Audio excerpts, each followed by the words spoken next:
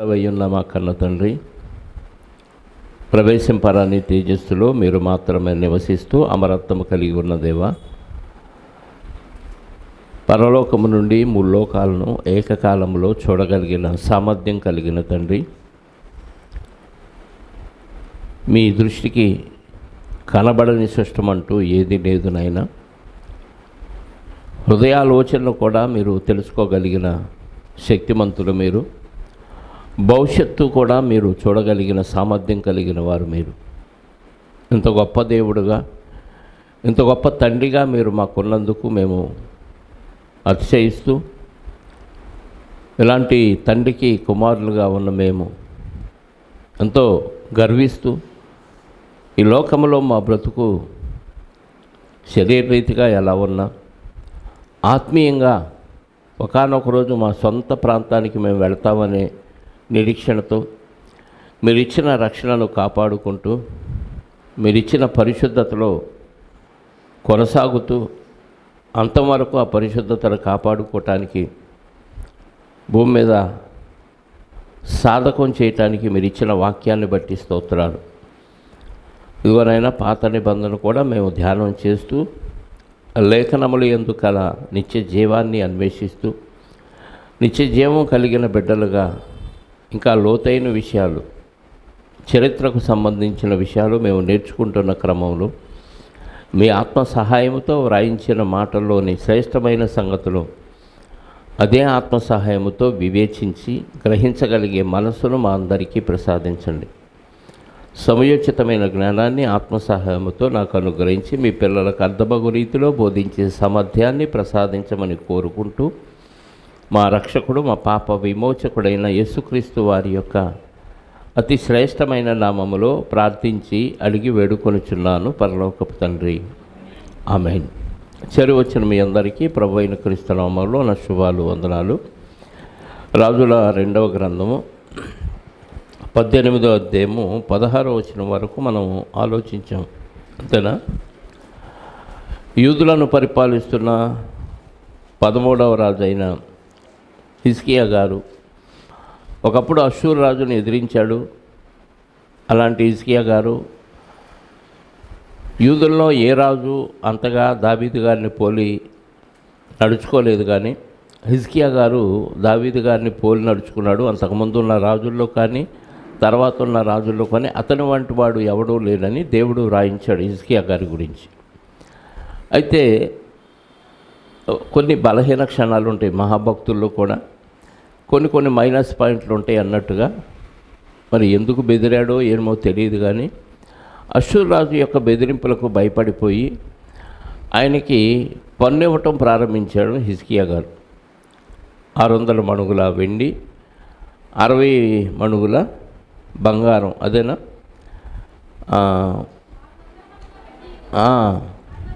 60 మణుగుల బంగారం, ఇదంతా జుల్మానాగా అంటే ఫైన్గా ఆయనకి కట్టించడం అలా జరిగింది. తీసుకుంటున్నాడు, జుల్మానా తీసుకుంటున్నాడు అష్షూరు రాజు హిజ్కియా గారి దగ్గర. కానీ వాళ్ళు నీతికి యథార్థతకు పెట్టింది పేరు కాదు కాబట్టి, వాళ్ళు క్రూరులు కాబట్టి, అన్యులు కాబట్టి, దేవుడు లేనివారు కాబట్టి, ఒకవేళ దేవుడు ఉన్నా వాళ్ళు కల్పించిన దేవుళ్ళని నమ్ముకున్నవారు కాబట్టి ఒక నీతి, నిజాయితీ, యథార్థత వారిలో ఉండదు. కాబట్టి జుల్మానా తీసుకుంటున్న అష్షూరు రాజు మళ్ళీ ఏమీ ఎరగనట్టుగా కొంతమందిని హిజ్కియా గారి మీదకి దాడికి పంపిస్తాడు. అక్కడి నుంచి మనం చదువుకుందాం. 17వ వచనం, రాజుల 2వ గ్రంథము 18వ అధ్యాయము.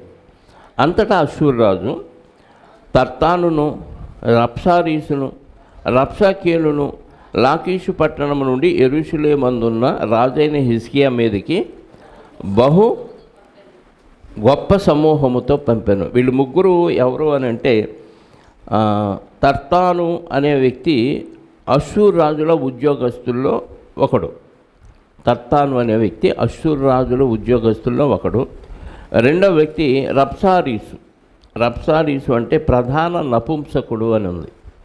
రబ్సారీసు అంటే ప్రధాన నపుంసకుడు. తర్వాత మూడో వ్యక్తి రబ్షాకే, అతని పేరు రబ్షాకేను, అంటే ప్రధానుల అధిపతి. ఈ రబ్షాకే ఎవరంటే అష్షూరు రాజుల ప్రధానంలో అధిపతి. వీళ్ళ ముగ్గురిని హిజ్కియా మీదకి గొప్ప సమూహంతో పంపించాడు. ఒక పక్క లంచం తీసుకుంటూనే, ఫైన్ కట్టించుకుంటూనే, మళ్ళీ ఏమి ఎరగనట్టుగా మళ్ళీ బెదిరింపుకి వీళ్ళని పంపించాడు. వారు యెరూషలేము మీదకి వచ్చి చాకిరేవు మార్గమందున్న మెరక కొలను కాలువ యొద్ద ప్రవేశించి నిలిచి రాజును పిలువనంపగా. ఎక్కడ వచ్చారు? యెరూషలేము మీదకి వచ్చి చాకిరేవు మార్గమున మెరక కొలను కాలువ యొద్ద ప్రవేశించి నిలిచి రాజును పిలువనించారు. మేము రాజ్యంలోకి రాము, మీ రాజుని ఇక్కడికి రమ్మనండి, మాట్లాడాలి రాజుతో అని రాజుగారిని పిలవనంపితే రాజుగారు రాలేదు. అంటే హిజ్కియా గారు రాలేదు. ఆయన ప్లేస్లో ఎవరు వచ్చారు అంటే 18వ వచనం, హిల్కియా కుమారుడును గృహ నిర్వాహకుడునైన ఎల్యాకీమును శాస్త్రియకు షబ్నాయును రాజ్యపు దస్తావేజుల మీద ఉన్న ఆసాపు కుమారుడైన యావాహును వారి యొద్దకు పోయిరి. ముగ్గురు వ్యక్తులు ఎవరి దగ్గరికి వెళ్ళారు? అష్షూరు రాజు ఎవరినైతే పంపించాడో ముగ్గురు వ్యక్తుల్ని, సమూహాన్ని వాళ్ళ దగ్గరికి వెళ్ళారు మాట్లాడటానికి. ఎక్కడికి వెళ్ళారు? యెరూషలేము దగ్గర ఉన్న చాకిరేవు మార్గంలో ఉన్న ఒక మెరక కొలను కాలువ యొద్ద అక్కడికి వచ్చి మాట్లాడదామంటే వీళ్ళు అక్కడికి వెళ్ళారు. రాజుగారు వెళ్ళలేదు. వెళ్ళినప్పుడు వాళ్ళు మాట్లాడుతున్నారు. 19వ వచనం, అప్పుడు రబ్షాకే వారితో ఇట్లా, నేను ముగ్గురులో ఎవరు మాట్లాడాడు? ప్రధాని రబ్షాకే మాట్లాడాడు. ఏమన్నాడు? ఈ మాట హిజ్కియాతో తెలియజెప్పండి. హిజ్కియానే రమ్మన్నాం, మీరు వచ్చారేంటి? అయితే మేము చెప్పే మాట హిజ్కియాకి, మీ రాజుకి చెప్పండి అని చెప్పి వార్నింగ్ ఇస్తున్నాడు. మహారాజు అయిన అష్షూరు రాజు సెలవిచ్చినదేమనగా, మహారాజు అంటే, రాజు అంటే ఒక దేశానికి పరిపాలించే రాజు. మహారాజు అంటే కొన్ని దేశాలని స్వాధీనం చేసుకొని పరిపాలించే రాజు. మహారాజు అంటే చక్రవర్తి. ఒక మాటలో చెప్తే ఒక దేశాన్ని పరిపాలిస్తే రాజు అంటారు, కొన్ని దేశాలను కలిపి పరిపాలిస్తే మహారాజు అంటారు, అంటే చక్రవర్తి. మహారాజు అయిన అష్షూరు రాజు సెలవిచ్చినదేమనగా, నీవు ఇలాగూ చెప్పవలను, నీవు నమ్ముకొను ఈ ఆశ్రయాస్పదము ఏపాటి ప్రయోజనకారి. ఆశ్రయాస్పదం అంటే నన్ను తిరస్కరించి ఎవరినో ఒకరిని నమ్ముకుంటున్నావు, అంటే ఐగుప్తు రాజుని. అసలు నీకేమన్నా ఉపయోగపడతాడు అతను? ఎవరిని ఆశ్రయిస్తున్నావు, ఎవరిని ఆనుకుంటున్నావు, అతను నీకు పెద్ద ఉపయోగపడేవాడు కాడు. ఆశ్రయాస్పదమైన ప్రథము ఏపాటి ప్రయోజనకారి. యుద్ధ విషయంలో నీ యోచనయు నీ బలమును వట్టి మాటలే. యుద్ధం చేద్దాం నాతో అనుకుంటున్నావా? నీ ఆలోచన, నీ బలము దేనికి పనికిరాదు. అంటే ఒక వ్యక్తిని కొంగతీయటం, మాటలతో ముందు కొంగతీయటం. వాస్తవంగా అష్షూరు రాజులు బలమైన వాళ్ళే, క్రూరులు. కొన్ని దేశాలను వశపరుచుకున్నవారు. అప్పటికే ఆల్రెడీ ఇశ్రాయేలీలు కూడా వాళ్ళు బానిసలుగా తీసుకెళ్ళిపోయి షోమ్రోను పట్టణంలో వేరే వాళ్ళని తీసుకొచ్చి పెట్టారు. షోమ్రోను పట్టణం నుంచి అష్షూరు ప్రాంతానికి ఇశ్రాయేలీని తీసుకెళ్ళిపోయారు. అంటే చాలా దేశాలను వాళ్ళు స్వాధీనపరుచుకున్నారు. కాబట్టి ఇప్పుడు మాతో యుద్ధం చేద్దాం అనుకునే నీ ఆలోచన కానీ నీ బలం కానీ వేస్ట్. 20వ వచనం, యుద్ధ విషయంలో నీ యోచనయు నీ బలమును వట్టి మాటలు. ఎవరిని నమ్ముకొని నా మీద తిరుగుబాటు చేయుచున్నావు?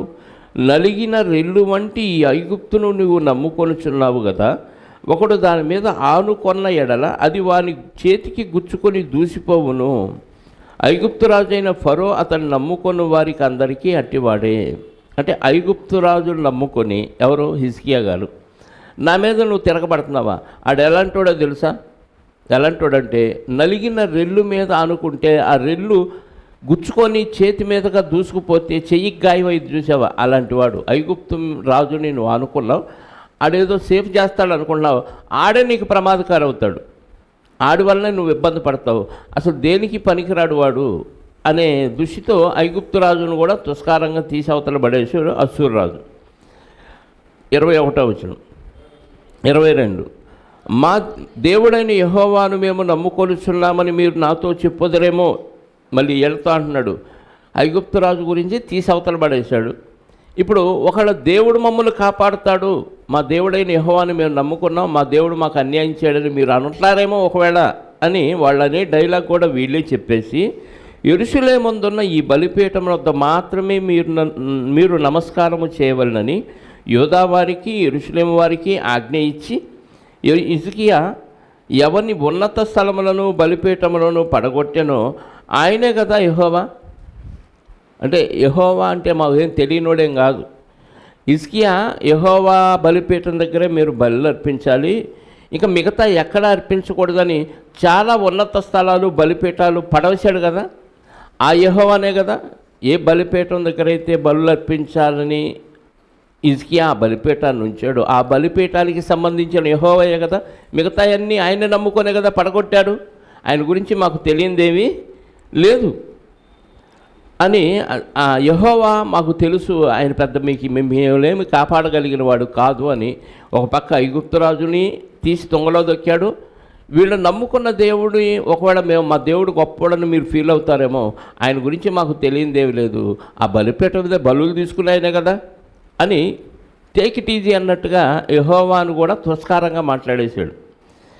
కావున చిత్తగించి అశ్షూరు రాజు అయిన నా ఏలిన వానితో పందెం వేయము. ఒకవేళ మీరు ఇప్పటికీ మా దేవుడు గొప్పోడు, మమ్మల్ని రక్షిస్తాడు, ఐగుప్తు రాజు గొప్పోడు, ఐగుప్తు రాజు మమ్మల్ని కాపాడుతాడు, మాకు సపోర్ట్ ఉన్నాడని మీరు అనుకుంటారేమో, ఒక పందెం వేసుకుందాం అని చెప్తున్నారు అశ్షూరీయులు.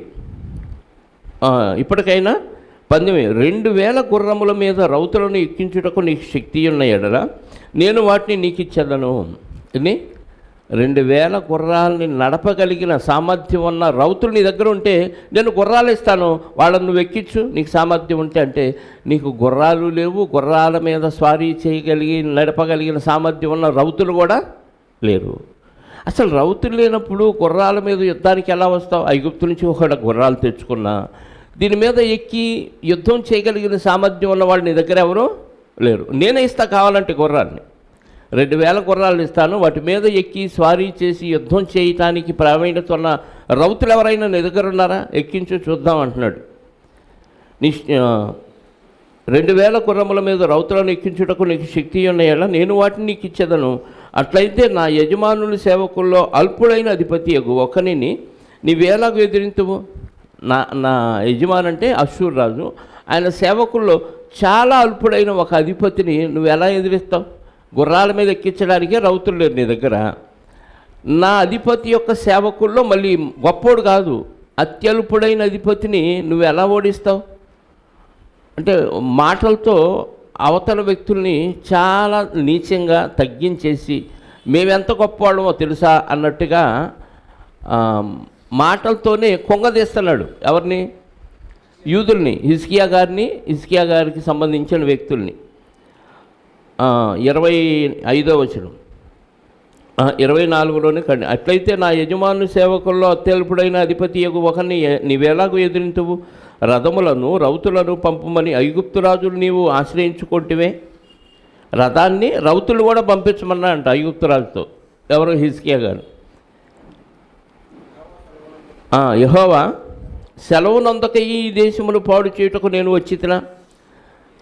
వీడికి ప్రవచనాలు ఏమీ తెలియవు. ఎవరికి? అశ్షూరు రాజుకి. దేవుడే కావాలనే ఇశ్రాయేలీయుల మీద యుద్ధానికి పంపించాడు అన్న వాస్తవం మనకు వాక్యం చదివాం కాబట్టి మనకు తెలిసింది, వాళ్ళకు తెలియదు. కానీ ఇండైరెక్ట్గా ఒక మాట వేస్తున్నాడు. ఏమని? మీ దేవుడే పంపించాడు, ఆయన సెలవు లేకపోతే మేము వచ్చి మీతో యుద్ధం చెయ్యం. యెహోవా సెలవునందక ఈ దేశమును పాడు చేయుటకు నేను వచ్చితినా? లేదు, ఆ దేశం మీదకు పోయి దాన్ని పాడు చేయమని యెహోవా నాకు ఆజ్ఞ ఇచ్చాను అనేను. నిజమేనా? దేవుడు అశ్షూరు రాజుతో ఏమైనా మాట్లాడాడంటే కాదు. కానీ మీ దేవుడు పర్మిషన్ ఇస్తేనే నేను వచ్చాను రా బాబు మీ మీదకి యుద్ధానికి అని ఇండైరెక్ట్గా దేవుణ్ణి తన వైపుకు మలుచుకొని వాడుకుంటున్నాడు. వాస్తవంగా వీళ్ళు అవిధేయులైతే, ఇశ్రాయేలీలు కానీ యూదులు కానీ అవిధేయులైతే దేవుడు ఇతర రాజులకు అప్పగిస్తాడనేది ఇశ్రాయేల్ చరిత్ర అంతా చూస్తే మనకు అర్థమైంది. ఇప్పుడు కూడా హిజ్కియా గారు దావీదు గారి పద్ధతిలో పరిపాలన చేస్తున్నాడు. ఉన్నత స్థలాన్ని బలిపీఠాలను కొట్టేశాడు, విగ్రహాలను తుత్తునీయులుగా చేశాడు. ఇశ్రాయేలీలు దేవత, మన సర్పదేవతని మోషే గారు స్థాపించిన ఇత్తడి సర్పానికి ధూపం వేసి పూజిస్తున్నారు, దాన్ని కూడా చిల్లాభిన్నాలు చేశాడు. అంటే మంచి పని చేశాడు కాబట్టి హిజ్కియా గారికి సపోర్ట్ ఉన్నాడు దేవుడు. కానీ కొన్ని చెడ్డ పనులు చేయటం వలన కొంచెం దూరం అయ్యాడు. దూరం అవ్వటం వల్ల ఈయన ఏం చేశాడంటే అవతల అశ్షూరు రాజుకి ట్యాక్స్ కట్టే పరిస్థితి, ఫనాల్టీ కట్టే పరిస్థితిలోకి వెళ్ళిపోయాడు. కానీ మళ్ళీ అదే దేవుడు పేరు పెట్టి ఈ అశ్షూరు రాజు ఇశ్రాయేలీని యూదుల్ని బెదిరించడం ప్రారంభించాడు. అటు ఐగుప్తు రాజుని నీచంగా మాట్లాడాడు, ఇటు యెహోవాను కూడా చిన్న చూపుగా మాట్లాడినట్టుగా ఇక్కడ మనకు కనపడుతుంది. ఇలాంటి పరిస్థితుల్లో హిజ్కియా గారు ఏం చేశారు? 26వ వచనం, హిల్కియా కుమారుడైన ఎల్యాకీము, షబ్నాయు, యోవాహు అనువారు చిత్తగించుము, నీ దాసులమైన మాకు సిరియా భాష తెలియను గనుక దానితో మాట్లాడము, ప్రాకారం మీదనున్న ప్రజలు వినికిడిలో యూదుల భాషతో మాట్లాడకమని రబ్షాకేతో అనగా, ఈ రబ్షాకే అష్షూరు రాజు అయిన ప్రధాని, వాడు ఏం చెప్తున్నాడంటే హెబ్రీ భాషలో మాట్లాడుతున్నాడు. అంటే యూదులు వచ్చిన భాష హెబ్రీ భాష, ఆ భాషలో మాట్లాడుతున్నాడు. ఈ భాషలో వాస్తవంగా వాళ్ళకి ఈ భాష రాదు, కానీ వీళ్ళకు వచ్చు. మాట్లాడటం వలన ఆ ప్రాకారాల మీద కూడా చాలామంది ప్రజలు నివాసం ఉంటున్నారు యూదుల్లో. ఆ నివాసం ఉంటున్న వాళ్ళకు కూడా వీళ్ళు మాట్లాడే మాటలు అర్థం అవుతున్నాయి. మీకు అర్థమైందా? ప్రజలు వింటున్నారు. ఎవరి మాటలు? రబ్షాకే పలికే మాటలు ఆ ప్రాకారం మీద నివాసం ఉంటున్న వాళ్ళు కూడా వింటున్నారు. కాబట్టి వీడు మన దేవుడిని అలుసుగా మాట్లాడుతున్నాడు, ఐగుప్తు రాజుని అలుసుగా మాట్లాడుతున్నాడు, దేవుడే పర్మిషన్ ఇస్తేనే మీ దగ్గరికి యుద్ధానికి వచ్చాడని చెప్తున్నాడు. ఇవన్నీ ప్రజలు వింటే ప్రజలు గుండెలు అవిసిపోతాయి, బెదిరిపోతారు, ఇంకా మన పని అయిపోయింది అని వీక్ అయిపోతారని వీళ్ళు ఒక రిక్వెస్ట్ చేస్తున్నారు. ఏంటంటే, నువ్వు యూదుల భాషతో మాట్లాడొద్దు, మాకు సిరియా భాష తెలుసు, కాబట్టి నువ్వు సిరియా భాషతో మాట్లాడు అని ఒక రిక్వెస్ట్ చేశారు. ఎవరో 3 వ్యక్తులు, ఎల్యాకీము, హిల్కియా కుమారుడైన ఎల్యాకీము, షబ్నాయును, యోవాహు అను వీళ్ళు 3 అడుగుతున్నారు. ఈ ప్రజలకి ఈ భాష తెలుసు కాబట్టి నువ్వు యూదుల భాషతో వాళ్ళతో మాట్లాడొద్దు అని చెప్పగానే రబ్షాకే ఏమన్నాడు? ఈ మాటలు చెప్పుటకై నా యజమానుడు నీ యొద్దకు నన్ను పంపెనా?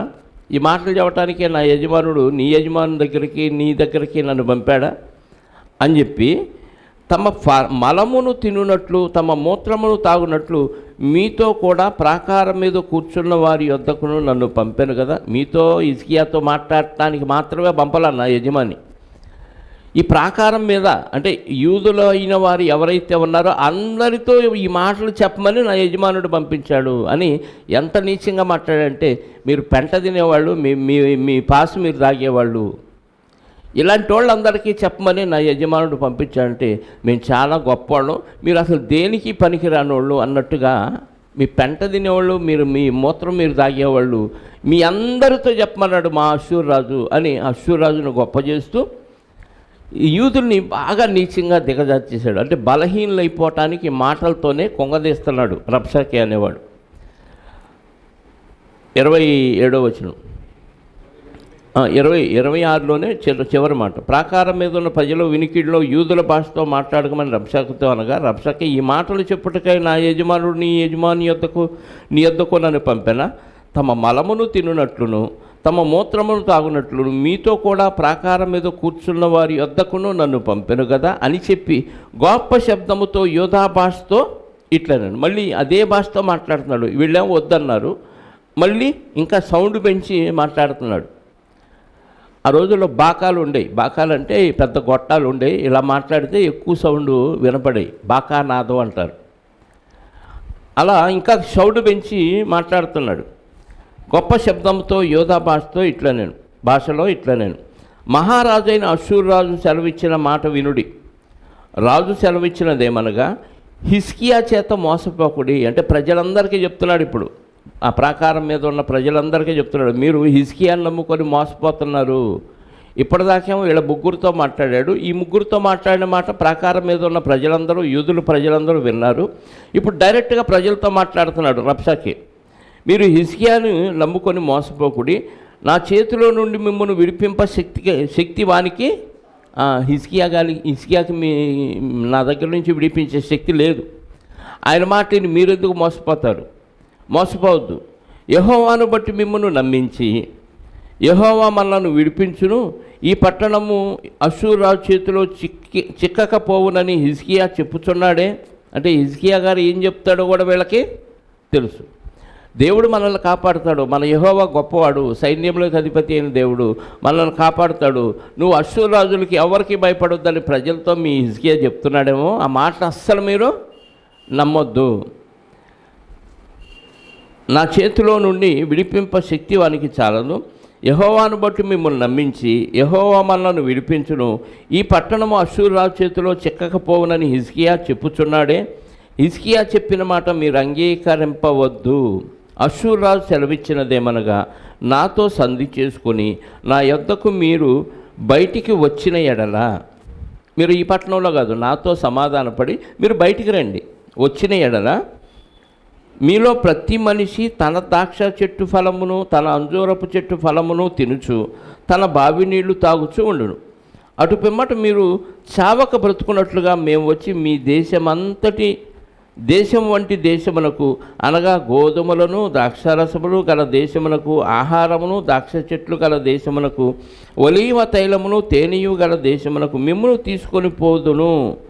అచ్చట మీరు సుఖముగా నుందురు. కావున యెహోవా మిమ్మును విడిపించునని చెప్పి హిజ్కియా మీకు బోధించు మాటలను వినవద్దు.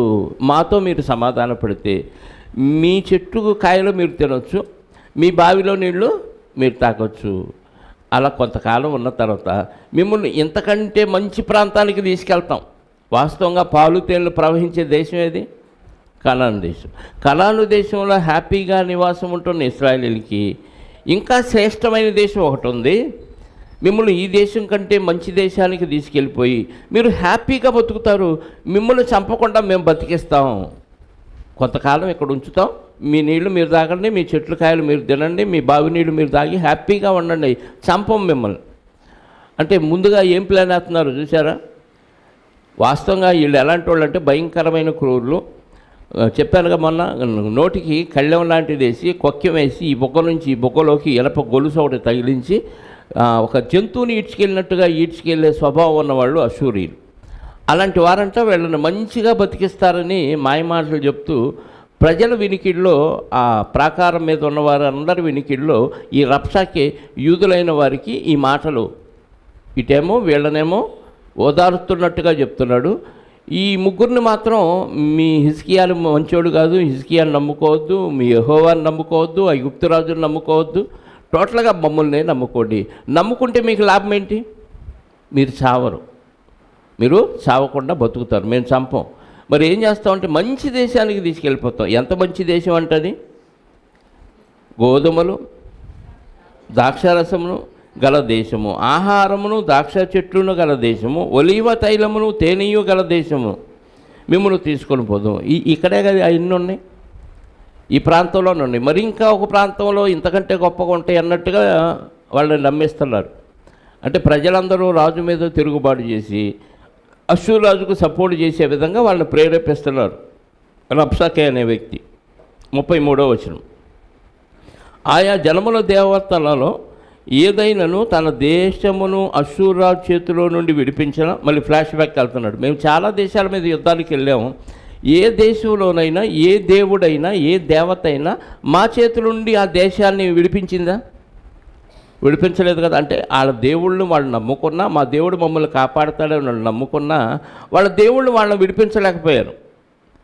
అంతమంది దేవుళ్ళు విడిపించలేనప్పుడు మీ దేవుడు మిమ్మల్ని విడిపిస్తాడా? అంటే చూసారా, మేము ఎంతమందిని అంతకుముందు గొప్పలు చెప్పుకుంటాం కదా మనం కూడా. నేను ఎంతమందిని చంపానో తెలుసా, నా సంగతి నీకు తెలియదు అంటూ ఉంటాం. అంటే బెదిరింపులు. వాస్తవంగా వీళ్ళు చాలా దేశాలను జయించారు, చాలామంది రాజులను చంపారు, చాలా దేశాలను స్వాధీనపరుచుకున్నారు, అది వాస్తవమే. అయితే రెఫరెన్స్ కోసం వాడుతున్నారు. మేము ఎంత గొప్పవాడమో ఆ దేశాలు దేవుళ్ళు దేవతలే కాపాడలేనప్పుడు మీ దేవుడు ఎలా కాపాడుతాడు అని పోల్చి చెప్తున్నాడు. హమాతు దేవతలు ఏమయ్యాను, అర్పాదు దేవతలు ఏమయ్యాను, సెపర్వయీము దేవతలు ఏమయ్యాను, హేనా ఇవ్వ అనువారి దేవతలు ఏమయ్యాను, షోమ్రోను దేశపు దేవత మా చేతిలో నుండి విడిపించిన. షోమ్రోను దేశపు దేవత ఎవరు? యెహోవానే. వాళ్ళని కూడా మిగతా అన్ని దేవుళ్ళు దేవతలు ఎలా ఉన్నారో వాటితో పాటు షోమ్రోను దేశపు దేవత అంటే అక్కడ వాళ్ళు నమ్ముకుంది యెహోవాని, నమ్మకార్థం. కాకపోతే వాళ్ళు విగ్రహాలను పూజించారు, అది వేరే విషయం. కాకపోతే షోమ్రోనీయులు దేవత ఎవరంటే యెహోవాని. వాళ్ళ దేవతలు ఎవరంటే 2 బంగారపు దోళ్ళు, తెలుసుగా మీకు. దానిలో ఒకటి బేతేల్లో 1, 2 పెట్టారు. వాళ్ళు కూడా అన్యుల్లాగా వాళ్ళట్టగా విగ్రహాలు చేసుకొని పూజిస్తున్నారు. ఇశ్రాయేలీలు కూడా 2 ప్రాంతాల్లో 2 బంగారపు దూడలు చేయించుకొని అక్కడ పూజలు చేయటం, వాళ్ళు కూడా మిగతా దేవతలతో సమానం అయిపోయారు. కాబట్టి ఇన్ని దేశాలను మేము జయించాం, ఇంతమంది దేవతల పేర్లు కూడా చెప్పాడు కదా. క్రీస్తుపూర్వం 740 నుంచి 720 ఈ ప్రాంతంలో ఇవన్నీ దేశాలను వీళ్ళు జయించారంట అశూరీయులు. ఇంతమంది దేవుళ్ళు దేవతలే మా చేతిలో నుండి వాళ్ళ దేశాలను విడిపించలేకపోయినప్పుడు చివరికి మీ పొరుగు దేశమైన ఇశ్రాయేలీలు కూడా వాళ్ళ దేవత కూడా వాళ్ళని విడిపించలేనప్పుడు మీ దేవుడు మిమ్మల్ని విడిపిస్తాడా? పైగా ఎవరు పర్మిషన్ ఇచ్చారు మీ మీదకి వెళ్ళమని అంటున్నాడు? మీ యెహోవాయే మాకు పర్మిషన్ ఇచ్చాడు, లేకపోతే మేము ఎందుకు వస్తాం మీ మీదకి అన్నట్టుగా చెప్తున్నాడు. అంటే మానసికంగా ఆ దేశ ప్రజల్ని బలహీనపరుస్తున్నాడు. మేమెంత గొప్పవడం అని వాళ్ళ శక్తి సామర్థ్యాన్ని ఒక పక్క పొగుడుకుంటూ ఉన్నారు. శత్రువుని మాటలతో బలహీనపరిచి నిర్వీర్యం చేసే పద్ధతిలో ఇదొక పద్ధతి. 35వ వచనం, యెహోవా మా చేతిలో నుండి యెరూషలేమును విడిపించుననుటకు ఆయా దేశముల్లో దేవతలు ఏదైనానో తన దేశమును మా చేతిలో నుండి విడిపించినది కలదా? ఒకళ్ళు యెరూషలేమును మీ దేవుడు విడిపిస్తాడు యెహోవా అని ఏమన్నా మీరు అనుకోవటానికి ఇంతమంది దేశాలు ఇంతమంది దేవుళ్ళు ఉన్నారు, ఏ దేశాన్ని ఏ దేవత దేవుడు విడిపించలేదు కాబట్టి మీ దేశాన్ని కూడా మీ దేవుడు విడిపించలేడు అంటే అందరితో కలిపి కొట్టేశారు. అంతమంది దేవుళ్ళు విడిపించినప్పుడు మీ దేవుడు ఎలా విడిపిస్తాడు అంటే వాస్తవంగా వీళ్ళు నమ్ముకున్న యూదులు నమ్ముకున్న ఇశ్రాయేల్ దేవుడు యొక్క జనాభా చాలా తక్కువ. అన్యులుగా ఉన్న మిగతా దేశాలు ఏవైతే వీళ్ళు చెప్పారో వాడు పెద్ద పెద్ద దేశాలు, అవి జనాభా ఎక్కువ మంది ఆరాధించే దేవతలు, వాళ్ళు కాస్ట్లీ దేవుళ్ళు. పైగా వాళ్ళు మీరు కూడా చూడండి, ఈ క్రైస్తవులుగా మన దేవుడికి మనం చేసే గొప్ప కార్యాలు కానీ దేవుని మందిరాలు కానీ మిగతా విషయాలు చాలా సింపుల్గా ఉంటాయి. ఎవరో కొంతమంది దొంగ భక్తులు రిచ్గా చేసుకుంటారు, ఏసీ హాలు, డెకరేషన్లు, లైటింగులు, స్టేజీలు ఇవన్నీ వాళ్ళతో పోల్చుకుంటారు. కానీ అన్ని దేవుళ్ళు అన్ని దేవతలకి వాళ్ళు పెట్టే ఖర్చు ఎలా ఉంటుంది చెప్పండి? ఏ రోజైనా ఏ భక్తుడైనా క్రైస్తవ్యంలో ఒక బంగారు వజ్రాల కిరీటాన్ని వేసాడా కానుకగా? చెప్పండి. మరి అన్ని దేవుళ్ళు దేవతలకి ఏం వెళ్ళిపోతున్నాయి? నిలువు దోపిడి వెళ్ళిపోతున్నాయి. వజ్రాలు వైఢూర్యాలతో పొదిగిలా కిరీటాలు ఆ కానుక పెట్టిలో పడిపోతున్నాయి. అంటే అన్ని దేవుళ్ళు అన్ని దేవతలని పూజించే వాళ్ళు చాలా కాస్ట్లీగా పూజిస్తారు, ఏదైనా ఇవ్వటానికి వెనుకాడరు వాళ్ళు. అర్థమైంది? ఎంత త్యాగమైనా చేస్తారో, అవసరమైతే మనుషులు తాము హతమార్చుకుంటారు ఆ దేవత మాకు చేసిద్ది మేలు అని అనుకుంటే. అంటే అబద్ధానికి ఆయుష్ ఎక్కువ అన్నట్టుగా, అబద్ధానికి అభిమానులు ఎక్కువ అన్నట్టుగా అన్ని దేవుళ్ళు దేవతలు చాలా గొప్పోళ్ళు, చాలా ఎక్కువ సంపదను ఆ దేవతల పేరుతో సమకూర్చి చాలా కాస్ట్లీగా ఉన్నతంగా చూపిస్తారు ఆ దేవుళ్ళని దేవతల్ని. వాళ్ళు విగ్రహాల రూపంలో ప్రతిష్ఠించి చాలా హైట్గా కానీ చాలా గొప్పగా వాళ్ళు ప్రదర్శిస్తూ ఉంటారు. కాబట్టి ఇప్పుడు మీరు నమ్ముకున్న యెహోవాని నమ్ముకున్న బ్యాచ్ చాలా చిన్నది, కానీ అన్ని దేవుళ్ళు దేవతలుగా భావిస్తున్న ఈ దేశాలు ఏవైతే ఉన్నాయో ఆ దేశాల్లో ఉన్న దేవుళ్ళు దేవతలు నమ్ముకున్న వాళ్ళు బ్యాచ్ చాలా పెద్దది. అంత పెద్ద జనాభానే పెద్ద పెద్ద దేవుళ్ళు పెట్టుకున్న వాళ్ళే మా చేతిలో ఓడిపోతే మీ దేవుడు చాలా చిన్నోడు, మీ బ్యాచ్ మీ సమూహం చాలా చిన్నది, వాళ్ళతో పోలిస్తే చాలా చిన్నది. కాబట్టి వాళ్ళ ముందు వాళ్ళే మా చేతిలో ఓడిపోతే మీరెంత అని ఇక్కడ బలహీనపరుస్తున్నాడు మరొక డైలాగుతో. 36వ వచనం, అయితే అతనికి ప్రత్యుత్తరం ఇయ్యవద్దని రాజు సెలవిచ్చి ఉండుట చేత జనులు ఎంత మాత్రమునో ప్రత్యుత్తరం ఇయ్యక ఆ ప్రాకారం మీద ఉన్న జనాలు కానీ వెళ్ళిన ఈ 3 వ్యక్తులు కానీ ఆడేమన్నా వాక్కోని రప్షకి మీరు మాత్రం సైలెంట్గా ఉండండి, సమాధానం చెప్పొద్దు. ఏమంటే నిజంగా రాజుగారి మాటని ఎంత తూచా తప్పకుండా దేశ ప్రజలందరూ పాటించారో చూడండి. అందులో ఒక్కడ ఆవేశపడుండి డైలాగ్ వదిలినా, ఒక రాయి విసిరినా ఏమైంది? సభ మొత్తం గందరగోళం అయిపోయింది. అంటే హిజ్కియా గారి పాలనలో ప్రజలు బాగా హిజ్కియా గారి మాట విన్నారు. ఎందుకంటే మంచిగా పరిపాలించాడు కాబట్టి రాజుగారు చెప్తే చేద్దాం అనే ఉద్దేశంతో అంతమంది జనాభాలో ఆ రబ్షాకే ఎన్ని డైలాగులు కొట్టినా, ఎంత దేవుడిని హీనపరిచే డైలాగులు మాట్లాడినా రాజుగారు మీరు సైలెంట్గా ఉండండి, మాట్లాడొద్దు అన్నాడు. కాబట్టి రాజుగారి మాట గౌరవించి ఎక్కడోళ్ళు అక్కడ నిశ్శబ్దంగా ఉన్నారు. మామూలుగా అయితే యెహోవా పట్ల రోషం కలిగిన భక్తులు ఉంటారు, వాళ్ళు వెంటనే తిరగబడవచ్చు. ఏంట్రా మా దేవుడిని అంటావు, మా దేవుడు ప్రతాపం నీకు తెలుసా అని వీళ్ళు ఫ్లాష్ బ్యాక్లోకి వెళ్ళొచ్చు. ఐగుప్తు నుంచి బయలుదేరినప్పుడు కానీ, ఆ మధ్యలో దేవుడు చేసిన ఆశ్చర్యకార్యాలు, అద్భుతాలు కానీ, చుట్టుపక్కల రాజులు ఎలా వాళ్ళ గుండెలు అవిసిపోయినాయో ఇవన్నీ చెప్పొచ్చు. కానీ హిజ్కియా గారు సైలెంట్గా ఉండమన్నాడు కాబట్టి ఏం చేశారు, ఎక్కడ వాళ్ళు అక్కడ ఊరకనే ఉన్నారంట. 37 గృహ నిర్వాహకుడగు హిల్కియా కుమారుడైన ఎల్యాకీమును, శాస్త్రియగు షెబ్నాయును, రాజ్యపు దస్తావేజుల మీద నున్న ఆసాపు కుమారుడైన యోవాహును బట్టలు చింపుకొని హిజ్కియా యొద్దకు వచ్చి రబ్షాకే పలికిన మాటలన్నీ తెలియజెప్పారు. వీళ్ళు బట్టలు చింపుకున్నారు. బట్టలు ఎప్పుడు చింపుకుంటారంటే బాధ కలిగినప్పుడు. ఇంట్లో మనిషి చనిపోయినా బట్టలు చింపుకొని గోనెపట్ట ధరించుకొని తల మీద ధూళి పోసుకుంటారు. ఇప్పుడు ఇక్కడ దేశం మీదకి యెహోవానే దూషించే స్థితిలో అన్యరాజు వచ్చాడు. ఇంకెంతకంటే మనకి భయంకరమైన స్థితి ఇంకెప్పుడూ లేదు. ఎంత పవర్ఫుల్ దేవుణ్ణి ఆఫ్టర్ ఆల్ వాడు వచ్చి దూషిస్తాడా అని వీళ్ళ ముగ్గురికి బాధేసి, రాజుగారు మాట్లాడొద్దన్నాడు కాబట్టి సైలెంట్గా ఉన్నారు. వచ్చి బట్టలు చింపుకొని వాళ్ళు రాజుగారి దగ్గరకు వచ్చి, హిజ్కియా గారి దగ్గరకు వచ్చి ఈ విషయాలన్నీ రబ్షాకే ఏమేం మాట్లాడాడో అవన్నీ హిజ్కియా గారికి చెప్పేలకి హిజ్కియా గారు కూడా బట్టలు చింపుకున్నాడు. 19వ అధ్యాయము 1వ వచనం. హిజ్కియా విని తన బట్టలు చింపుకొని గోనెపట్ట కట్టుకొని యెహోవా మందిరమునకు పోయి గృహ నిర్వాహకుడకు ఎల్యాకీమును, శాస్త్రియగు షెబ్నాయును, యాజకుల్లో పెద్దలను, ఆమోజు కుమారుడును, ప్రవక్త అయిన యెషయా యొద్దకు పంపెను.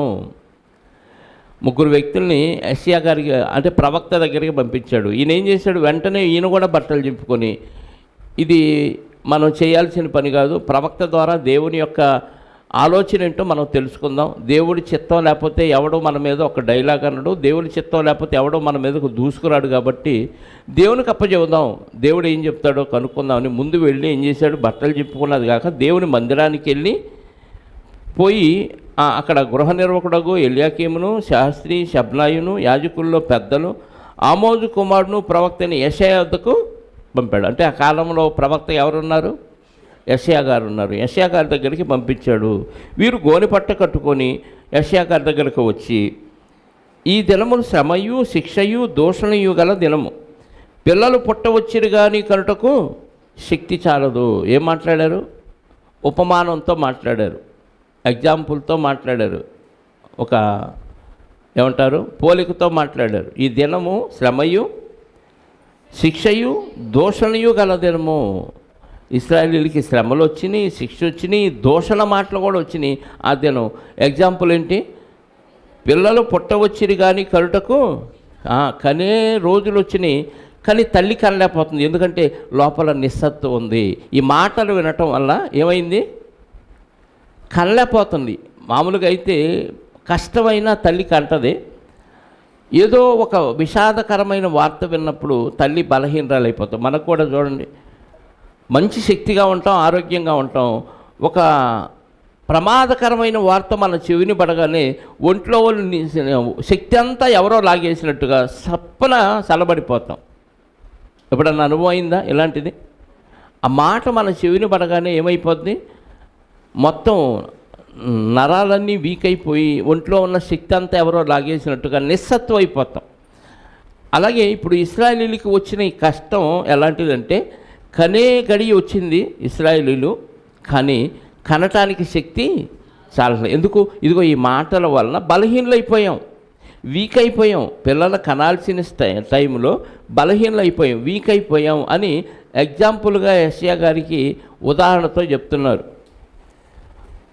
3వ వచనం.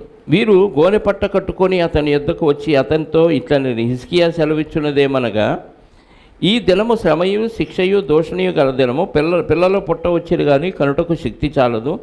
జీవము గల దేవుని దూషించుటకై అశ్షూరు రాజు అయిన తన యజమానుని చేత పంపబడిన రబ్షాకే పలికిన మాటలన్నీ నీ దేవుడైన యెహోవా ఒకవేళ ఆలకించి నీ దేవుడైన యెహోవాకు వినబడి ఉన్న ఆ మాటలను బట్టి ఆయన అష్షూరు రాజును గద్దించునేమో. కాబట్టి నిలిచిన శేషము కొరకు నీవు హెచ్చుగా ప్రార్థన చేయము. ఏం చేయాలంట? ప్రార్థన చేయాలి. అంటే ఒక శత్రువు వచ్చి మన మీద దాడి చేయటానికి పూనుకున్నప్పుడు భక్తులుగా ఏం చేయాలంట? అతన్ని దేవుడు తరుముతాడో, చంపుతాడో, శిక్షిస్తాడో మనకు తెలియదు. మన మీదకి ఈ ప్రమాదం రాకుండా దేవుడు తప్పించాలంటే అప్లికేషన్ ఎక్కడ పెట్టాలి? దేవుడికి పెట్టాలి. అంటే ప్రార్థన చేయాలి భక్తులైన వారు.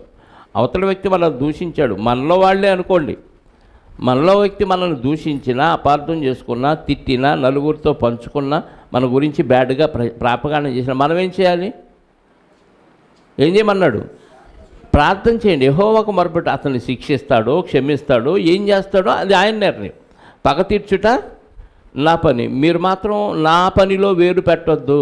భక్తులైన వారు దేవుని పనిలో వేరు పెట్టి వాళ్ళు ఇట్టాటోడు వీళ్ళు ఇట్టాటోడు కాబట్టి తగిన బుద్ధి చెప్పాలి అనే ట్రీట్మెంట్ మీరు ఇవ్వకూడదు.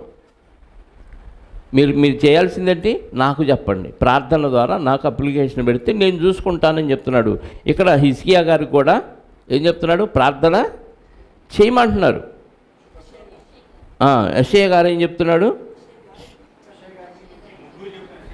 ఈ ముగ్గురికి చెప్తున్నాడు, ప్రార్థన హెచ్చుగా ప్రార్థన చేయము. రాజైన హిజ్కియా సేవకులు యెషయా యొద్దకు రాగా యెషయా వారితో ఇట్లా, నేను ముగ్గురు వచ్చారు యెషయా గారి దగ్గరికి. వారితో యెషయా గారు ఇలా అంటున్నాడు, మీ యజమానునికి ఈ మాట తెలియచేయండి. యెహోవా సెలవిచ్చినదేమనగా, అంటే వీళ్ళు వచ్చారు, యెషయా గారికి చెప్పారు. యెషయా గారు దేవుడిని అడిగాడు, దేవుడు సమాధానం చెప్తే ఆ సమాధానం వీళ్ళకి చెప్తున్నాడు యెషయా గారు. యెహోవా సెలవిచ్చినదేమనగా, అష్షూరు రాజు పనివారు నన్ను దూషింపగా నీవు వినిన మాటలకు భయపడవద్దు. అష్షూరు రాజు పనివాళ్ళు కదా వీళ్ళు, సేవకులు ఎవరో వచ్చినోళ్ళు ముగ్గురు. వాళ్ళు నన్ను దూషించినప్పుడు నువ్వు వాళ్ళ మాటలకు అస్సలు భయపడవద్దు. అతనిలో ఒక ఆత్మను నేను పుట్టింతును. ఎవరిలో? అష్షూరు రాజులు ఒక ఆత్మను, అంటే దేవుడు దురాత్మలను కూడా వాడుకుంటాడనే సబ్జెక్టు మాట్లాడాను గతంలో, విన్నారో లేదు. ఒక ఆత్మను నేను పుట్టిస్తాను. అతడు వదంతి విని తన దేశమునకు వెళ్ళిపోవును. తన దేశమందు కత్తి చేత అతన్ని కూల చేయుదును. కథ మొత్తం మార్చేసే దేవుడు మన దేవుడు కదా. ఏదైనా చేయగలడు. కథ మొత్తం ఇప్పటిదాకా తిరుగులేదు అష్షూరు రాజుకి. ఎంతోమంది దేవతల్ని నమ్ముకున్న దేశాలను ఓడించాడు. వాళ్ళ తుత్తునీయులుగా చేసి వాళ్ళందరినీ బానిసలుగా. ఒకప్పుడేమో యుద్ధాలు జరిగినప్పుడు ఈ అష్షూరు రాజులు ఎంటర్ అయ్యే వరకు యుద్ధాలు జరిగినప్పుడు ఆ దేశాన్ని కత్తివాత హతము చేసి ఆ దేశం మీద అగ్నితో దేశాన్ని కాల్చేసి ఆ కొలసమంతా తెచ్చేసుకొని ఉప్పు చల్లేసేవాళ్ళు ఆ దేశం మీద. అంటే ఇంకా అక్కడ మానవ మనుగడ లేకుండా ఆ దేశం పూర్తిగా పాడయ్యేటట్టు చేసేవాళ్ళు ఒకప్పుడు. మనుషులు ఎవరిని బతకనిచ్చేవాళ్ళు కదా. కానీ అష్షూరు రాజులు కొంత తెలివిగా మ్యాన్ పవర్ను ఉపయోగించుకోవటానికి వీళ్ళు ఏం చేశారంటే బానిసలుగా కొనుక్కోయి వీళ్ళ చేత వెట్టి చాకిరీ చేయించుకునే పద్ధతిని పెట్టారు. వీళ్ళకి ప్లేస్ మారిస్తే బలం పోయిద్ది. స్థానబలం అంటారు చూసారా. మన ఊర్లో మనకు బలం ఉంటుంది, పరాయి ఊరు వెళ్తే మన బలం ఉండదు. తెలిసినోడు ఎవడో ఉండడు. రోడ్డు మీద యాక్సిడెంట్ అయిందనుకో గబాగబా 10 మంది కొడతారు. అందులో మనకు తెలిసినోడు కూడా ఉంటారు. అదే పరాయి ఊర్లో అయితే తెలిసినోడు ఎవడు లేడు, బ్యా అనాలి, బలం పోయిద్ది. కాబట్టి వీళ్ళు తెలివిగా ఇక్కడ స్థానంలో నుంచి మరొక స్థానానికి వీళ్ళందరినీ వలస తీసుకెళ్ళిపోతే ఇంకేముంది? బలం పోయింది. అలాగే వీళ్ళు బానిసలుగా తీసుకెళ్ళి వెట్టి చాకరీ చేయించుకునేవాళ్ళు. మనుషులు చంపేవాళ్ళు కాదు, ఎవడో మరీ ఎదురు తిరిగిన వాళ్ళని చంపేవాళ్ళు, లేకపోతే కొంతమందిని జైల్లో బంధించేవాళ్ళు. వీళ్ళు క్రూరులు అని చెప్పుకున్నాం కదా. కాబట్టి ప్లాను ఆలోచించుకొని మనుషులను కూడా మనం ఉపయోగించుకోవాలి. వేస్ట్గా ఎందుకు వాళ్ళని చంపేయాలి అనే ఆలోచనతో వీళ్ళు అలాంటి కార్యక్రమాలు చేస్తూ ఉన్నారు. ఎన్నో వచనం? 7వ వచనం. అతనిలో ఒక ఆత్మను నేను పుట్టింతును, అతని వదంతి విని నేను దేశమునకు వెళ్ళిపోవుదును. విని తన దేశమునకు వెళ్ళిపోవును. తన దేశమందు కత్తి చేత అతన్ని ఈ ఒక పుకారు విని వెళ్ళిపోతాడు ఆ దేశానికి. ఆ దేశంలోనే అతన్ని కత్తి చేత నేనే చంపిస్తాను అన్నాడు దేవుడు. ఇంతకంటే ఏం కావాలి? కర్ర ఎరగలేదు, పావు జావలేదు. యూదులు యుద్ధానికి వెళ్ళి చేయాల్సింది ఏమీ లేదు. అంటే దేవుడికి వ్యతిరేకంగా చేస్తే ఎవరైనా వాక్యానికి విరుద్ధంగా ప్రవర్తిస్తే అవతల వ్యక్తిని దూషించి నానా మాటలని అతన్ని గద్దించి అతని మీద ప్రతీకారం తీర్చుకోవాల్సిన అవసరత భక్తులైన వారికి లేదు. ఏం చేయాలంటే దేవుడికి ప్రార్థన చేస్తే ఏం చేయాలో నిర్ణయం ఆయన తీసుకుంటాడు. ఇది భక్తుల లక్షణం. మనకు బైబిల్ అంతా తరచి చూస్తే ఇదే. పాత నిబంధనలో కొంతవరకు కంటికి కన్ను పంటికి పన్ను అనే ధర్మశాస్త్రంలో ఇచ్చాడు. అది కూడా ఇశ్రాయేల్లో ఇంకెవరూ తప్పు చేయకుండా ఉండటానికి ఒక గుణపాఠంగా చెప్పాడే తప్ప ఇప్పుడు కొత్త నిబంధనకు వచ్చేసరికి పూర్తిగా క్షమాగుణం. పాత నిబంధనలోనే ఈ లక్షణం మనకు కనపడుతుంది. దేవుడికి అప్లికేషన్ పెట్టుకోండి, దేవుడు చూసుకుంటాడు అంటే దేవుడు ఏం చేశాడు? అష్షూరు రాజుకి ఏం చేయబోతున్నాడో మొత్తం అష్షూరు రాజు స్టోరీ ఎలా మార్చేయబోతున్నాడో చెప్పేశాడు. 8వ వచనం, అష్షూరు రాజు లాకీషు పట్టణమును విడిచి వెళ్ళి లిబ్నా మీద యుద్ధము చేయుచుండగా రబ్షాకే పోయి అతన్ని కలుసుకొనాను. అక్కడ ఒక యుద్ధంలో ఉన్నాడు అష్షూరు రాజు. అప్పుడు ఈ రబ్షాకే ఇక్కడ నుంచి వెళ్ళి ఆయన కలుసుకున్నాడు. అంతటా కూషు రాజైన తిర్హాక తన మీద యుద్ధము చేయుటకు వచ్చినని అష్షూరు రాజునకు వినబడినప్పుడు అతడు ఇంకొకసారి హిజ్కియా యొద్దకు దూతలను పంపి ఇలాగ ఆజ్ఞించెను. ఇక్కడ యుద్ధాలు జరుగుతున్నాయి, అష్షూరు రాజుకి యుద్ధాలు జరుగుతున్నాయి. కూషు రాజు, కూషు దేశము ఆఫ్రికా, ఆ రాజు కూడా యుద్ధానికి వస్తున్నాడనే వార్త విన్నాడు. ఈ సమయంలో మరొకసారి వార్నింగ్ పంపించాడు హిజ్కియా గారికి. ఎవరు? అష్షూరు రాజు. దూతలను పంపి ఇలాగూ ఆజ్ఞ ఇచ్చాను, యోధా రాజుకు హిజ్కియాతో ఎలాగూ చెప్పుడి, యెరూషలేము అష్షూరు రాజు చేతికి అప్పగింపబడదని చెప్పి నీవు నమ్ముకొని ఉన్న నీ దేవుని చేత మోసపోకుము. మరొకసారి వార్నింగ్. అష్షూరు రాజు దీన్ని ఆక్రమించుకోలేడు అని దేవుడు సెలవిచ్చిన విషయం మరి ఆనోట వెళ్ళిందో గూఢచారులు ఉంటారు కదా, ధైర్యంగా ఉన్నాడు హిజ్కియా గారు, నీకు లోబడే పరిస్థితిలో లేడు అని ఈ గూఢచారులు వెళ్ళి సమాచారం ఇచ్చారేమో. ఒకవేళ నీ దేవుడు నిన్ను విడిపిస్తాడని నువ్వు అనుకుంటున్నావేమో, ఆ మాటల చేత నువ్వు అస్సలు మోసపోకుము. ఇదిగో అష్షూరు రాజుల సకల దేశములను బొత్తిగా నశింపజేసిన సంగతి మీకు వినబడినది కదా, నీవు మాత్రము తప్పించుకుందువా? మళ్ళీ ఇన్ని దేశాలను మేము నాశనం చేసి లోబరుచుకున్నాం కదా, నువ్వు అక్కడ ఎలా తప్పించుకుంటావు? రెండోసారి ఈ వార్నింగ్ మళ్ళీ. ఇప్పటికే ఎన్నో దేవుళ్ళు దేవతలు అనబడిన వారే మా చేతి ముందు బలాదూరైపోయారు, నువ్వు అక్కడ ఎలా తప్పించుకుంటావు? ఇంతమందిని లోబరుచుకున్న నాకు నీ దేశాన్ని స్వతంత్రించుకోవడం పెద్ద లెక్కేమీ కాదు. నీ దేవుడిని నమ్ముకొని నువ్వెందుకు మాకు లోబడకుండా ఉంటావు? లోబడితే మీకు ప్రాణాలు దక్కుతాయి, మీరు హ్యాపీగా బతుకుతారు మా చేతి కింద. లోబడకపోతే ప్రాణాలే పోతాయి. నువ్వు దేవుడిని నమ్ముకొని ప్రజల్ని అనవసరంగా చంపుకోవద్దు అని వార్నింగ్ ఇస్తున్నాడు అష్షూరు రాజు హిజ్కియా గారికి. 11వ వచనం, ఇదిగో అష్షూరు రాజుల సకల దేశములను బొత్తిగా నశింపజేసిన సంగతి నీకు వినబడినది కదా. అష్షూరు రాజులు, నీవు మాత్రము తప్పించుకుందువా? మా పితరులు నిర్మూలము చేసిన గోజాను వారు కానీ, హారాను వారు కానీ, రెజపులు కానీ, తెలశ్శారులో నుండిన ఎదేనీయులు కానీ తమ దేవతల సహాయం వల్ల తప్పించుకొనిరా? మళ్ళీ కొంతమందిని రెఫరెన్స్గా చూపిస్తున్నాడు. వాళ్ళు తప్పించుకున్నారా, వీడు తప్పించుకున్నారా అంటే వీళ్ళు గొప్పోళ్ళు. ఆ రోజుల్లో ఈ దేశాల వారు చాలా గొప్పోళ్ళు. ఎంత గొప్పోళ్ళే మా చేతిలో నుంచి తప్పించుకోలేదు కదా, వాళ్ళ దేవుళ్ళు వాళ్ళ దేవతలు ఏమైపోయినాయి అని. హమాతు రాజు ఏమయ్యాను, అర్పాదు రాజును, సెపర్వయీము, హేన, ఇవ్వ అను పట్టణముల రాజులను ఏమైంది? ఇంతమంది దేశాల రాజులు ఏమైపోయారు? మాకు లోబడిపోయారు, మేము జయించేసాం వాళ్ళని. అంటే ఈ రాజుల పేర్లు ఎందుకు చెప్పాడంటే మీకంటే గొప్ప రాజులు వీళ్ళే మా చేతిలో ఓడిపోయారు అనగానే ఆటోమేటిక్గా మనకి సలబడిపోదు.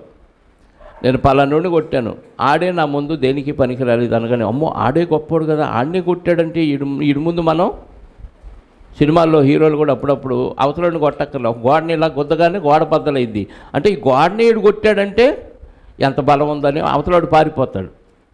అలాగే ఇంతమంది రాజుల్ని జయించాడంటే ఆటోమేటిక్గా అంత గొప్ప రాజులే ఓడిపోయారు వీళ్ళ చేతులు అంటే మనం ఎంత ఆఫ్రాలని, అయ్యా దండం పెడతాను నీకు లోబడిపోతానని, యుద్ధం లేకుండానే లోబడతాడనే ఉద్దేశంతో బెదిరింపులు. కానీ హిజ్కియా గారు మంచి భక్తుడు కాబట్టి, దేవుని మీద ఆనుకున్న వ్యక్తి కాబట్టి ఈ బెదిరింపులకి ఏమీ బెదరలేదు. పైగా ప్రవక్త ద్వారా దేవుడు ఇన్ఫర్మేషన్ ఇచ్చాడు, మీరేం భయపడొద్దు, ఆ రాజును ఎట్లా చేయాలో నాకు తెలుసు, నేను చేస్తాను అని. పారిపోతాడు. వదంతి కలిగే ఆత్మ, వదంతిని పుట్టించే ఆత్మను నేను అతనిలో ప్రవేశపెడతాను. ఆ ఆత్మ ప్రేరణతో వాడు పారిపోతాడు, వెనక్కి వెళ్ళిపోతాడు. ఆ దేశంలోనే నేను ఆయన్ని చంపేస్తాను. కానీ దేవుని మాటను నమ్మాడు హిజ్కియా గారు. దేవుని మాటకు విలువిచ్చి, వీళ్ళు ఎన్నిసార్లు ఎంతమందిని రెఫరెన్స్ చూపించి బెదిరించినా ఏమాత్రం బెదరలేదంటే మన జీవితంలో కూడా సమస్యకి ఇక పరిష్కారం లేదు, నువ్వు అన్నిటిలో ఓడిపోయావు, నువ్వు వేస్ట్, ఇక బతకటం వేస్ట్, చచ్చిపో అనే పరిస్థితులు మనకి కనపడతాయి. కొన్ని పరిస్థితులు దేవుడి మీద ఆనుకున్న వాళ్ళకి అసలు ఈ పరిస్థితులు చాలా సిల్లీగా చిన్నగా కనపడతాయి. లోకంలో వాళ్ళకి చాలా పెద్దయే ఇవి, ఈ సమస్యలు లోకంలో వాళ్ళకి చాలా పెద్దయే. కానీ దేవుడి మీద ఆనుకున్న వాళ్ళకి దేవుడి ముందు ఇవెంత, మన దేవుడు సర్వశక్తి కలిగిన దేవుడు, ఏదైనా చేయగలిగిన దేవుడికి ఆఫ్టర్ ఆల్ ఇవెంత.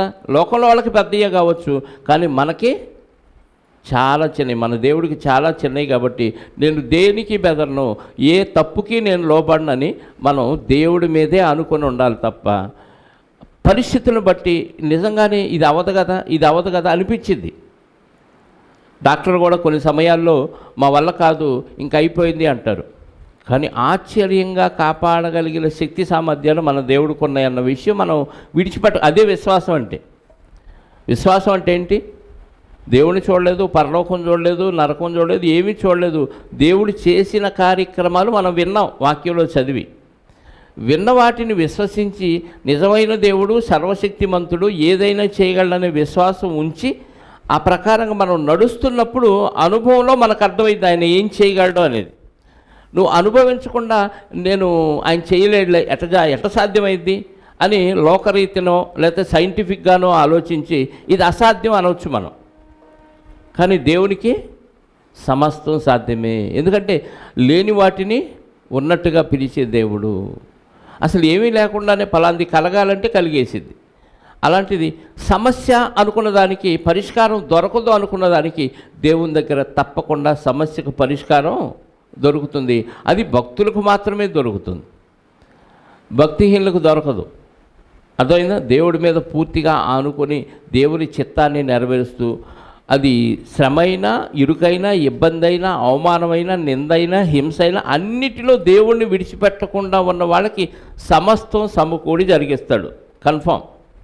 అది ఏ నిబంధన అయినా సరే, పాత నిబంధనలో కానీ కొత్త నిబంధనలో కానీ దేవుడి మీద ఆధారపడిన భక్తుల్ని దేవుడు ఎప్పుడూ అన్యాయం చెయ్యడు, చెయ్యలేదు, ఇక చెయ్యబోడు కూడా. అది దేవుని తత్వం, దేవుని లక్షణం అది. కాబట్టి హిజ్కియా గారు యెషయా గారి మాటని నమ్మేశాడు. యెషయా గారు దేవుడి మాట కదా చెప్పింది. కాబట్టి ప్రవక్త గారి మాటను నమ్మి ఈ రాజు, ఈ అష్షూరు రాజు ఎంతగా బెదిరించినా, ఎన్ని దేశాలని ఆధారంగా చూపించినా ఏమాత్రం బెదరలా. అవన్నీ వేరు, మా దేవుడు వేరు. ఆ దేవతలు వేరు, మా దేవుడు వేరు. ఆ రాజ్యాలు వేరు, ఆ రాజులు వేరు, మా దేవుడు వేరు. అంటే వేటితో కలుపుకోవాలా వీళ్ళ దేవుడిని.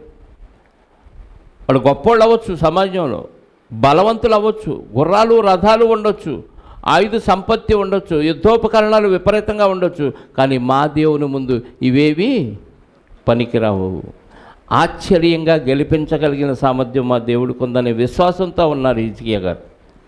మనం కూడా దేవుడి మీద ఆనుకుంటే పరిస్థితులు కళ్ళ ముందు ఏ సమాధానం మనకు దొరకపోవచ్చు, అగమ్యగోచరంగా ఉండొచ్చు, కానీ దేవుడి మీద ఆనుకున్న వారికి, దేవుడి మీద పక్కగా దేవుడు నాకు చేయగలడనే విశ్వాసంతో ఉన్న వారికి ఖచ్చితంగా మార్గం సరళమైంది.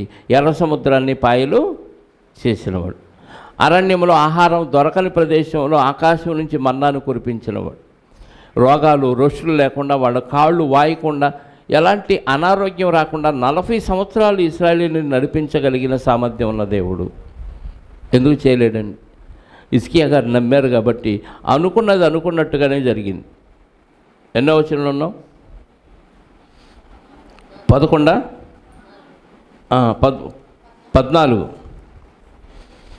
హిజ్కియా దూతల చేతిలో నుండి ఆ ఉత్తరము తీసుకొని చదివి, ఇదంతా లెటర్లో రాసి పంపించాడు. ఎవరు? అష్షూరు రాజు పంపించి ఆ లెటర్ చదివాడు హిజ్కియా గారు. చదివి యెహోవా మందిరములోనికి పోయి యెహోవా సన్నిధిని దాన్ని విప్పి పరచి యెహోవా సన్నిధిని ఇట్లని ప్రార్థన చేశాను. యెహోవా, కిరూబుల మధ్యను నివసించుచున్న ఇశ్రాయేలు దేవ, భూమి ఆకాశములను కలుగజేసిన అద్వితీయ దేవ, నీవు లోకమందున్న సకల రాజ్యములకును దేవుడవై ఉన్నావు. యెహోవా, చెవియొగ్గి ఆలకించుము. యెహోవా, కన్నులు తెరిచి దృష్టించుము. జీవముగల దేవుడు అయిన నిన్ను దూషించుటకై సన్హెరీబు పంపిన వాని మాటలను చెవిని పెట్టుము. యెహోవా, అష్షూరు రాజులు ఆ జనములను వారి దేశములను పాడు చేసి వారి దేవతలను అగ్నితో కాల్చివేసినది నిజమే. కానీ ఆ రాజ్యముల దేవతలు నిజమైన దేవుళ్ళు కాక మనుషుల చేత చేయబడిన కర్రలు రాళ్లే కనుక వారు వారిని నిర్మూలన చేసిరి. అర్థమైందా? మిగతా దేశాల మీద వాళ్ళు యుద్ధానికి వెళ్ళి జయించారంటే వాళ్ళు నమ్ముకున్న దేవుళ్ళు మనుషుల చేత చేయబడిన దేవుళ్ళు, కర్రతోనూ రాళ్లతోనూ వాళ్ళు మనుషులు చేసిన దేవుళ్ళు. ఆ దేవుళ్ళకే మనుషులు చేసిన వాటికి పవర్ ఏముంది? మనుషుడు చేత్తో చేసి దేవుడని భావించారు. మనుషులే దాన్ని తుత్తనీయాలుగా చేయొచ్చు. అది మనకేం చేసిద్ది? కాబట్టి వాళ్ళు దేవుళ్ళుగా భావించిన ఆ దేవతలు ఎవరైనా మనుషుల చేత దేవుళ్ళుగా చేయబడిన వారు కాబట్టి వాళ్ళు కాపాడలేకపోయారు. అసలు లేరు, ఆ దేవతలు దేవుళ్ళు అనేవాళ్ళు లేరు. వీళ్ళ మైండ్లో నుంచి ఉద్భవించిన ఒక ఆకారం అది. ఆ ఆకారాన్ని వీళ్ళే దేవుళ్ళుగా భావించి చేసుకున్నారు కాబట్టి ఆ దేవతలు దేవుళ్ళు రాళ్ళు కర్రలే అవేమి రక్షిస్తాయి వీళ్ళని. కాబట్టి వాళ్ళు రక్షించలేదనేది వాస్తవం. హిజ్కియా గారికి ఎంత ఆలోచన వచ్చిందో చూడండి. వాళ్ళు ఇంతమంది దేవుళ్ళు దేవతలే వాళ్ళ దేశాన్ని కాపాడలేకపోయారని అష్షూరు రాజు చేత పంపబడిన రబ్షాకే బెదిరిస్తుంటే వీళ్ళు లోపలేమనుకుంటాడు? అరే అవి కర్రలరా, అవి రాళ్ళురా, అవి మనుషుల చేత చేయబడిన దేవుళ్ళరా, అవి ఎందుకు రక్షిస్తాయి అనుకున్నాడు. కానీ వాళ్ళకి సమాధానం చెప్పాలి, ఎందుకంటే రాజుగారు చెప్పొద్దు అన్నాడు కాబట్టి. వీళ్ళ హృదయాల్లో ఏమాత్రం బెదిరింపు లేదు. కాకపోతే మన దేవుడిని తిట్టాడనే బాధతో బట్టలు చింపుకున్నారే తప్ప ఆడి బెదిరింపులకు ఏమాత్రం బెదిరిపోవాల. ఎందుకంటే వీళ్ళ దేవుడి యొక్క గొప్పతనం ఏంటో వీళ్ళకి బాగా తెలుసు కాబట్టి. ఏమన్నాడు? రాళ్లే కనుక వారు నిర్మూలన చేసిరి. యెహోవా మా దేవ, లోకమందున్న సకల జనులు నీవే నిజముగా అద్వితీయ దేవుడవైన యెహోవా అని తెలుసుకున్నట్లుగా అతని చేతిలో నుండి మమ్మల్ని రక్షించుము. ఏమంటే అష్షూరు రాజు పంపిన ఆ లెటరు దేవుని సన్నిధిలో పరిచి ఓపెన్ చేసి నువ్వు చూసుకయ్యా ఇదంతా అని. వాళ్ళు ఎందుకు ఓడిపోయారు అంటే వాళ్ళ దేవుళ్ళు దేవతలు మనుషుల చేత తయారు చేయబడినాయి కాబట్టి వాళ్ళు ఓడిపోయారు. కానీ నువ్వు భూమిని ఆకాశాన్ని అందులో సమస్తాన్ని సృజించిన సృష్టికర్తవు, ఏదైనా చేయగలిగిన సామర్థ్యం నీకుంది. కాబట్టి ఆ రాజును ఏం చేయమన్నాడు? అతని చేతిలో నుండి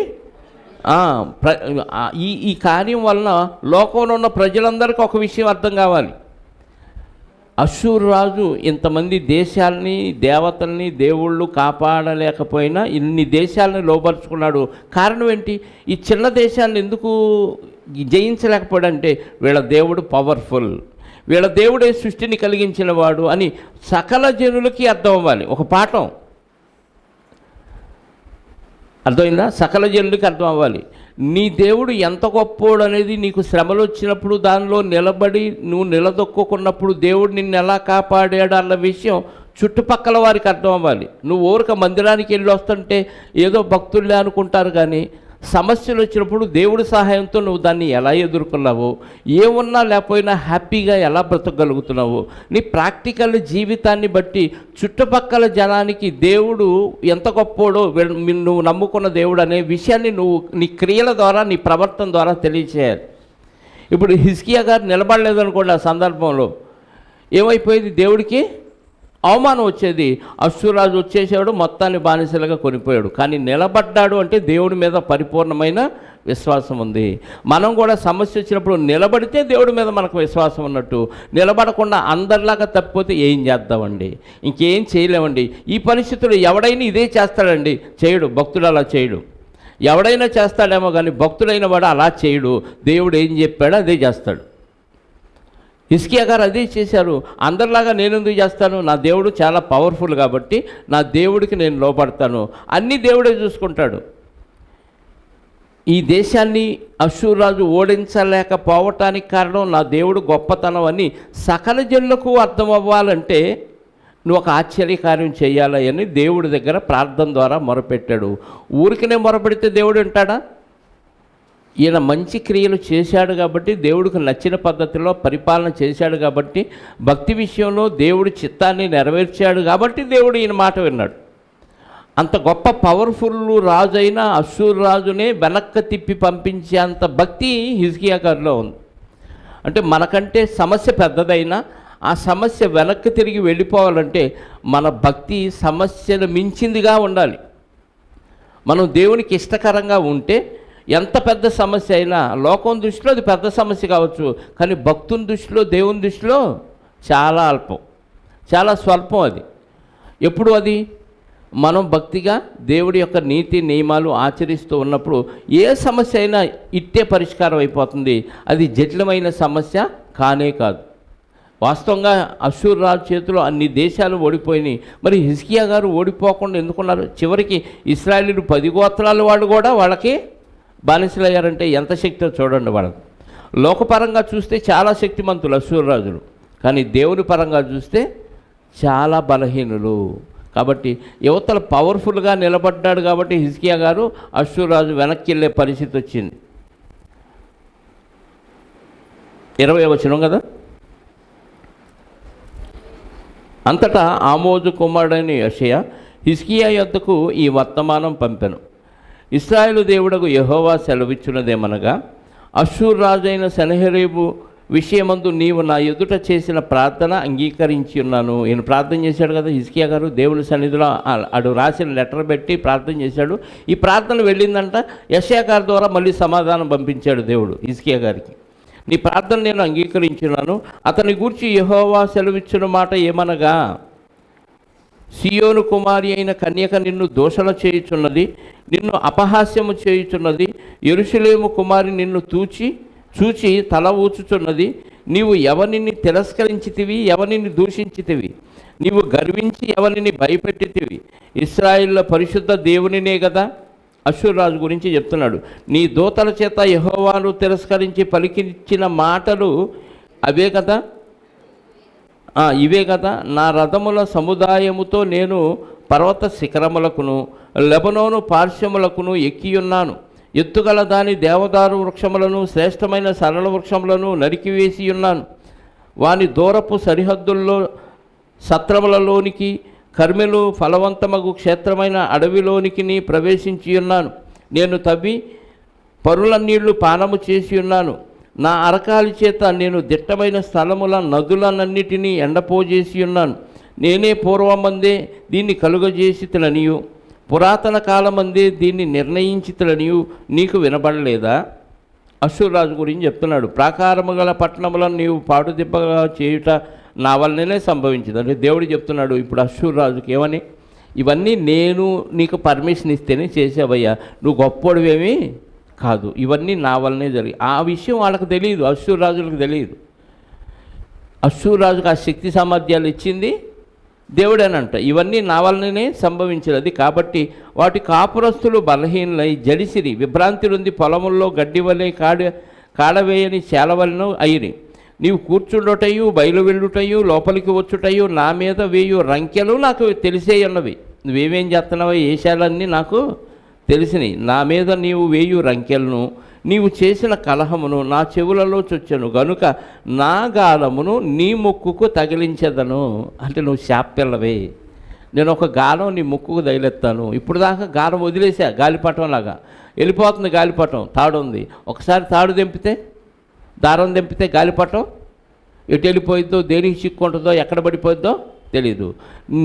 నా గాలాన్ని నీ ముక్కుకేస్తాను. ఇప్పుడు దాకా నేను సపోర్ట్ ఉండి నీ చేత ఇవన్నీ చేయించాను. ఇది నా బలం అనుకుంటున్నావు నువ్వు అష్షూరు రాజా. కాబట్టి నా గాలమును నీ ముక్కుకు తగిలించదను, నా కళ్ళెము నీ నోటిలో పెట్టి నిన్ను మళ్ళించదను, నీవు వచ్చిన మార్గములని నిన్ను మళ్ళించదను. దేవుడు అష్షూరు రాజుకు చెప్పమన్న మాటలు ఇవి. నిన్ను మళ్ళీ ఎలా వచ్చావో తిరిగి అలాగే వెళ్ళిపోయేటట్టు చేస్తాను అని చెప్తున్నాడు. మిగతా భాగం వచ్చేవారు మాట్లాడుకుందాం. 28వ వచనం వరకు మనం ఆలోచించాం. వచ్చేవారు మిగతా భాగం మాట్లాడుకుందాం, ప్రార్థన చేసుకుందాం. క్రీస్తు యేసునందు మమ్మలను అధికంగా ప్రేమించిన మా కన్న తండ్రి, మీ మహాప్రేమ, కృప, జాలి, దయ, కనికరాన్ని బట్టి, మీ వాత్సల్యాన్ని బట్టి మీకు స్తోత్రాలు. నిజంగా తండ్రి, మీ యొక్క శక్తి సామర్థ్యాలు మాకు అర్థమైతే, మీ బాహుబలం ఎంత గొప్పదో మాకు అర్థమైతే, ఏమాత్రం దేనికి మేము బెదరం. చిన్న జీవితం మానవ జీవితం. ఈ మానవ జీవితంలో ఈరోజు మేము ఉనికి కలిగి ఉన్నాము అని అంటే మీ యొక్క దయ మా పట్ల ఉంది అన్న విషయం మేము ఎరిగి మీ చిత్తాన్ని నెరవేరుస్తూ ముందుకు సాగితే ఏ అపాయము మా గుడారాన్ని సమీపించదని దావీదు గారు చెప్పినట్టుగా తండ్రి, ఒక శత్రువు మమ్మల్ని ఏదైనా చేయాలన్నా, ఏదైనా హాని మాకు జరగాలన్నా మీ పర్మిషన్ కావాలి. ఒకవేళ మా అపరాధాల వల్ల మేము పర్మిషన్ ఇస్తే కూడా మేము పాడైపోతాం. కానీ మేము భక్తిగా ఉన్నప్పుడు, వాక్యానుసారంగా జీవిస్తున్నప్పుడు ఖచ్చితంగా మీరు సెలవిస్తేనే మా వెంట్రుకలలో ఒకటైనా రాలదు అని హిజ్కియా గారి గురించి మాకు తెలియచేశారు. మిమ్మల్ని ఆనుకున్నాడు కనుక, మీకు ఇష్టకరంగా బతికాడు కనుక అంత గొప్ప అశ్షూరు రాజు కూడా ఆయన చేతిలో వెనక్కి తిరిగి వెళ్ళిపోయే స్థితిని మీరు కల్పించారు. నిజంగా మీ మీద ఆనుకున్న మీ భక్తుల్ని ఎలా కాపాడతారు అనే విషయం మరొకసారి హిజ్కియా గారి విషయంలో మాకు అర్థమైంది. మీకు అవిధేయులుగా ఉన్నవారిని ఎలా శత్రువులకు అప్పగిస్తారో కూడా ఇశ్రాయేలు చరిత్ర అంతా చూస్తే మాకు అర్థమైంది.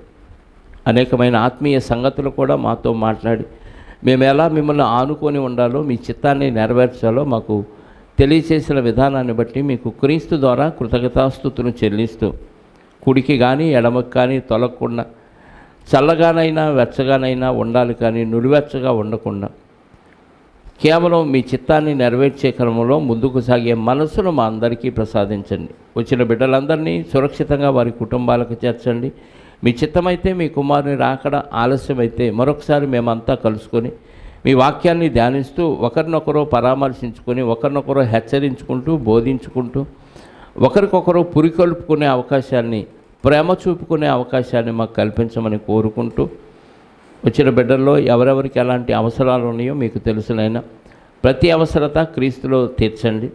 మరి ముఖ్యంగా 3 రోజుల క్రితం మా సంఘ సభ్యుడు కృష్ణ మరి భయంకరమైన వాంతులు విరోచనాలతో హాస్పిటల్లో జాయిన్ అయ్యి ఉండగా 4-5 వాంతులు విరోచనాలకే ప్రాణాలు కోల్పోయిన వ్యక్తులు మేము చూసాము నాయన.